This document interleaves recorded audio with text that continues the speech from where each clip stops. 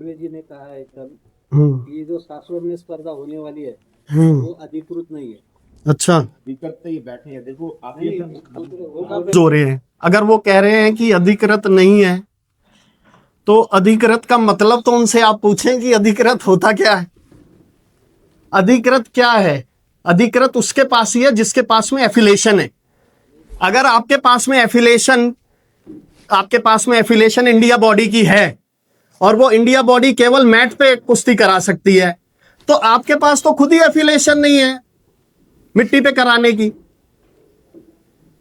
आपके पास में तो खुद ही एफिलेशन नहीं है मिट्टी पे कराने की, तो आपकी एफिलेशन तो उनके साथ मैट पे है, तो अधिकृत तो आप खुद ही नहीं हुए।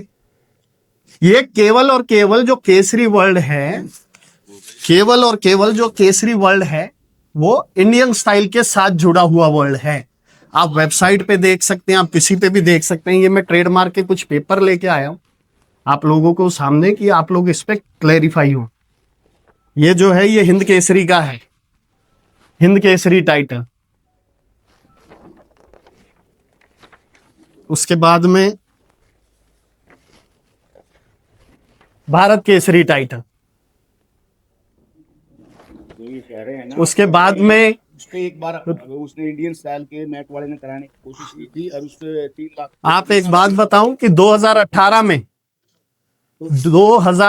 में पुणे में ही 2018 में कौन सा ग्राउंड था? सनस नहीं, सोमत ने फाटा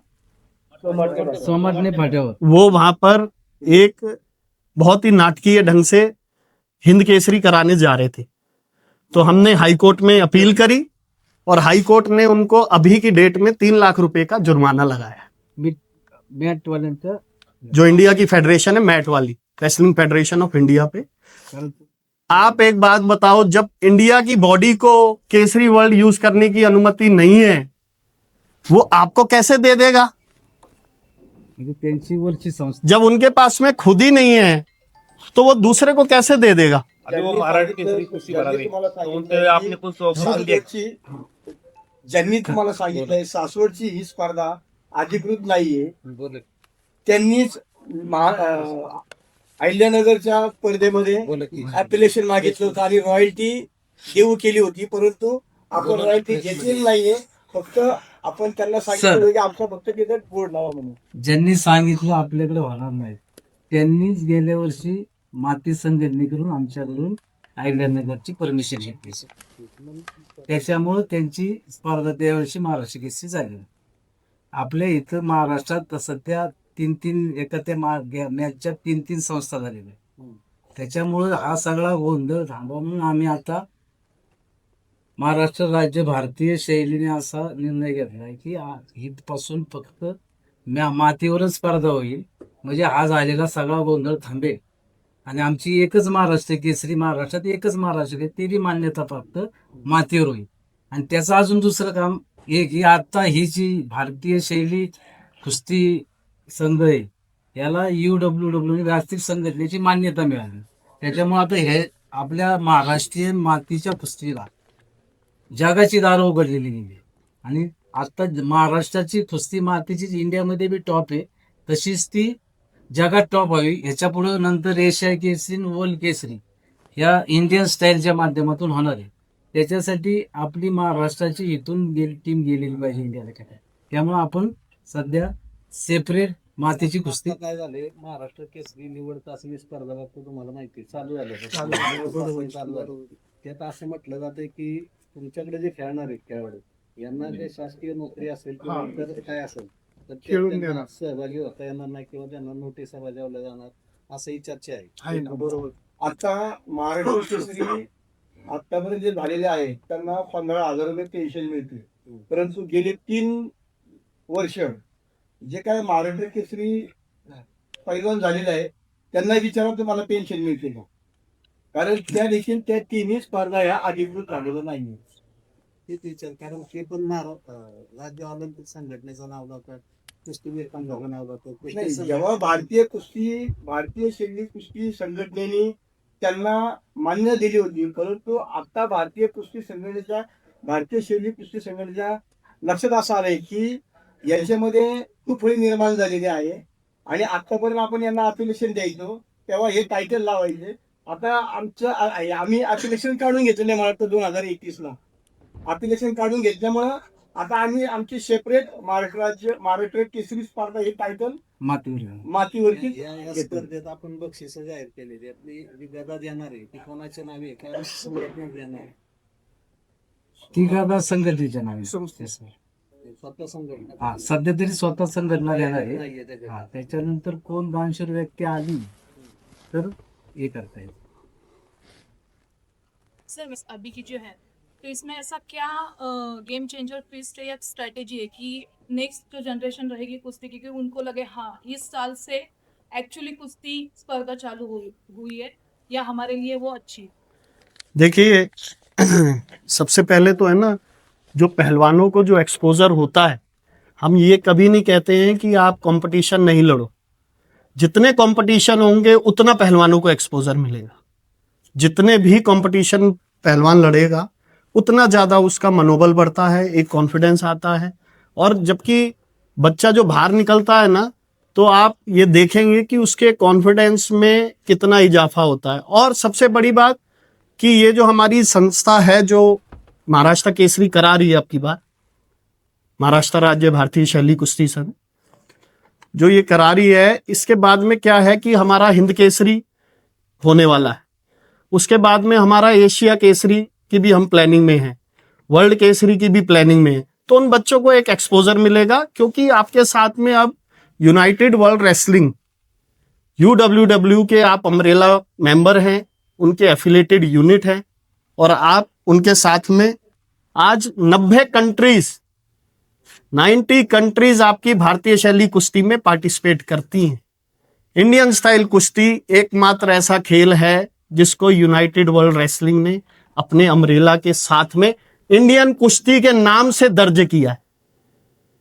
ये आप इसकी उपलब्धता देखो, इसकी अचीवमेंट देखो आप, कि कोई भी वर्ल्ड में खेल, कोई भी खेल, चाहे वो फुटबॉल हो, चाहे वो क्रिकेट हो, चाहे वो चेस हो, चाहे वो हॉकी हो, कोई भी खेल अपनी कंट्री के नाम से नहीं जाना जाता. ये कितनी बड़ी अचीवमेंट है भारतीय कुश्ती की कि इंडियन कुश्ती के नाम से एक खेल यूनाइटेड वर्ल्ड रेसलिंग के प्लेटफॉर्म में दर्ज है. ये अपने आप में एक गौरवशाली पल है, जो कि इसको दर्शाता है कि इस खेल की कला को कितना आगे जाने का इसके पास में एक्सपोजर है जी. और मिट्टी की जो कुश्ती है वो ही बेसिकली, क्योंकि हिंदुस्तान में पहले जो भी पहलवान होता है वो मिट्टी की कुश्ती से आगे आता है, क्योंकि ये टोटल 85% का गेम एक पहलवान के लिए स्ट्रेंथ का खेल है. स्ट्रेंथ कभी भी स्किल्स को हरा लेती है, डोमिनेट करती है. जो स्ट्रेंथ होगी वो स्किल को कभी भी डोमिनेट करेगी. 85% का ये जो खेल है हमारा कुश्ती का, ये स्ट्रेंथ का खेल है. और स्ट्रेंथ टोटल मिट्टी से बढ़ती है. आप मैट पे प्रैक्टिस करते हैं तो आप स्किल्स के प्रैक्टिस करते हैं कि टेक्निक ज्यादा लगे, लेकिन जब आप मिट्टी पे आ जाते हैं, क्योंकि इस खेल में स्ट्रेंथ की बहुत ज्यादा आवश्यकता है जी. रिपोर्ट पढ़ूंगा 29 जनवरी 2026 का. यूनाइटेड वर्ल्ड रेसलिंग ने लिखा है to whom it may concern करके कि Indian style wrestling association of India so and so. अब ये नीचे एक लाइन लिख रहे हैं, consequently Indian style wrestling association of India is the only recognised national body governing Indian kushti in India. ये मैंने नहीं चिट्ठी लिखी है, ये UWW की. जागतिक कुस्ती संघटनेने चिठ्ठी लिहिली. तो ये आपकी वर्ल्ड वेबसाइट पे भी है, सब कुछ है आपको. तर ही जागतिक कुस्तीची परमिशन इंडियन बँड आणि भारतीय शैली कुस्ती भारत संघाने आम्हाला महाराष्ट्र राज्याला परमिशन दिली, आणि महाराष्ट्र राज्याने प्रकाश बापूंना महाराष्ट्र केसरी द्यायची परमिशन, मान्यता दिलेली आहे. आणि त्या संघटनेच्या आधारे म्हणजे जागतिकपासून ते राज्याच्या संघटनेच्या आधारे आम्ही महाराष्ट्र केसरी स्पर्धा घेतोय. आणि जागतिकनी ह्या संघटनेला परमिशन दिलेली आहे मातीची कुस्ती करायची. भारतीय शैली म्हणजे मातीची कुस्ती. हा, आणि आता तुम्हाला हे सांगतो की पूर्वी 61 सालापासून महाराष्ट्र केसरी ही मातीवरच व्हायची. ती नंतर 77 साली गादी आणि मॅट एकत्र व्हायला लागली 88 से 88ला. त्याच्यानंतर मॅटवर त्यांची फायनल पहली बार 88ला मॅटवर फायनल आली. त्यांच्या तो रावसाहेब मगर महाराष्ट्र केसरी बनले. ते का करत होते तर त्यांच्याकडं भारतीय शैलीची परिषदेकडे भारतीय शैलीची मान्यता दिलेली होती. त्यांची 21 साली मान्यता परिषदेची काढली.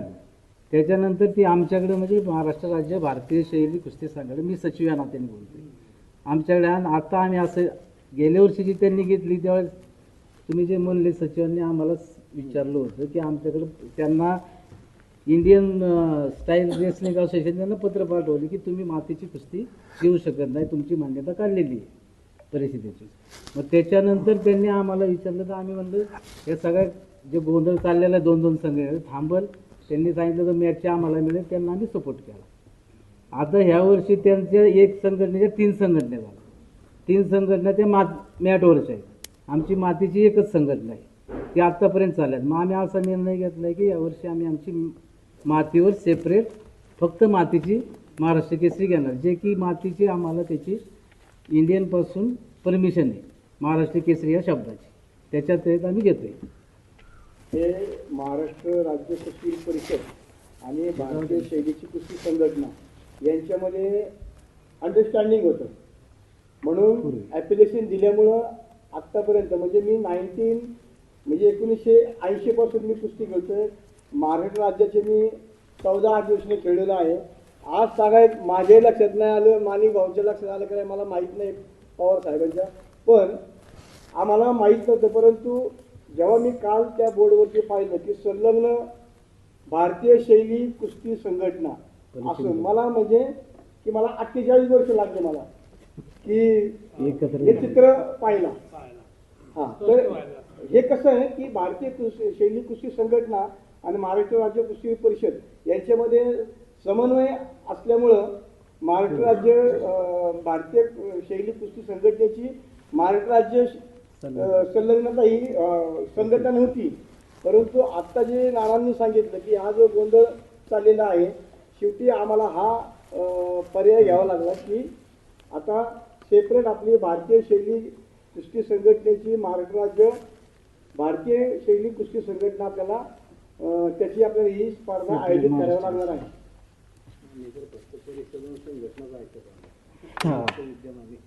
आता तुमच्या माहितीसाठी सांगतो की ते जे आता 3 संघटना आपल्याला झालेल्या आहेत, जे आपण तुम्ही सगळे पेपरला हे लांडगे गट, एक पवार गट आणि बोलते गट, तर त्या 3ही संघटना ह्या मॅटवरच्या संघटना आहेत आणि ही भारतीय शैली ही एकच संघटना आहे ती पूर्ण, आणि त्यांना सगळ्या केसरींचा अधिकार मातीवर. हे देशाचे सचिव आहेत. ते उद्या मोठ्या मनाने आले तर त्यांना घेणार बंधन आणण्यापेक्षा संघटना दाखवावी त्यांनी.